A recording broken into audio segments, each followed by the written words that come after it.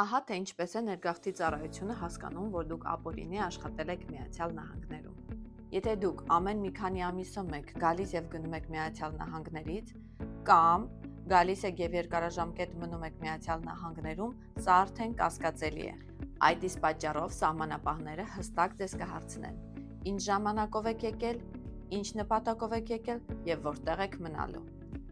Եթե պատասխանները հակասական են, ապա ձեզ կտանեն երկրորդ հարցաքննության։ Այնտեղ կստուգեն ձեր ելքերն ու մուտքերը, գուցե նաև ստուգեն ձեր հեռախոսը կամ լապթոպը։ Եթե գտնեն ապացույցներ, որ դուք ԱՄՆ-ում աշխատել եք կամ ստացել եք որոշակի վճարումներ, սա արդեն լուրջ խախտումներ է։ Եվ եթե փորձեք ստել, հիշեք, որ ամեն ինչ ձայնագրվում է։ Արդյունքում ձեզ կարող են նույն օրը հետ ուղարկել եւ արգելել ձեր մուտքը Միացյալ Նահանգներ 3-ից 5 տարով։ Ուրեմն եղեք զգույշ, մի եկեք Միացյալ Նահանգներ աշխատելու նպատակով, եթե չունեք աշխատանքային թույլտվություն։ Հիշեք, որ ամեն ինչ վերահսկվում է։